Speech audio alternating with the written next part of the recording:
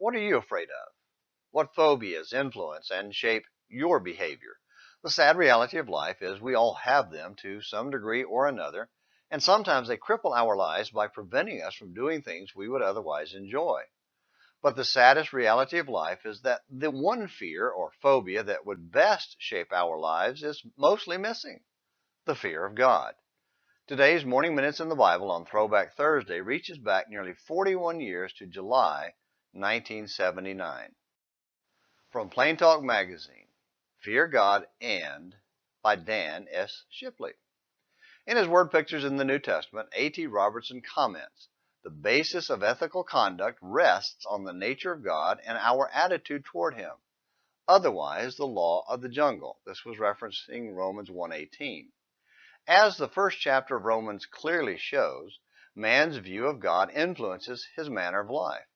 The terms godliness and worldliness denote attitudes that are closely correlated. Ignore or deny the existence of God, and emphasis will logically be given to the here and now. We should not be surprised then to see a faithless society more and more oriented to materialism and pleasure seeking. When God is left out of our thinking and living, whether deliberately or through neglect, the results are the same. The prosperous farmer of Luke 12 may have had good intentions about serving God later, but his main concern thus far had been in laying up treasures for himself, just as any atheist or infidel. And that's why God calls him a fool. Regrettably, many are reliving the mistake of this foolish farmer by allowing the cares, riches, and pleasures of this life to crowd out God and His Word. Such ungodliness, wrong attitude toward God, is like that mentioned in Romans 3:18. There is no fear of God before their eyes. As another version puts it, they care nothing about God nor what He thinks of them. When used in reference to God, this term fear denotes reverence, regard, and respect. As Vine puts it, it is a wholesome dread of displeasing Him. That it involves a disposition of heart can be seen in Deuteronomy 5, verse 29. "Oh, that there were such an heart in them, that they would fear me and keep all my commandments." The influence of such fear flavors every facet of spiritual life. For instance, Proverbs 1:7 shows how it relates to the attainment of knowledge.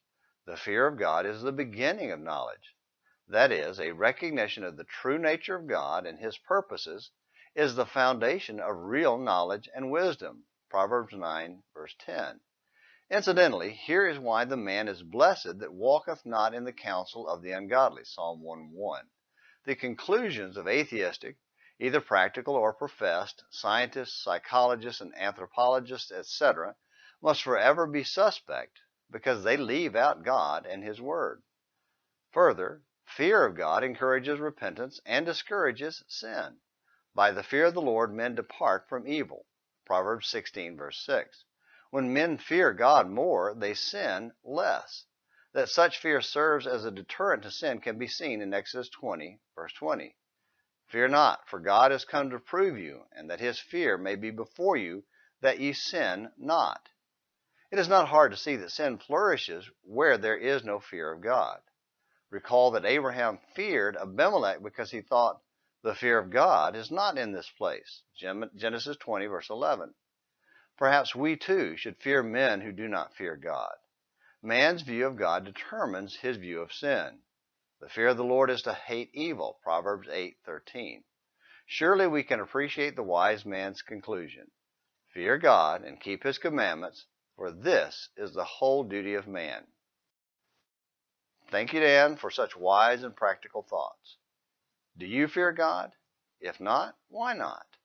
Oh, that we all would fear Him more than all the other silly things that scare us. Well, don't be afraid to come back tomorrow for more Morning Minutes in the Bible. Until then, this is James McClenny hoping you have a great day.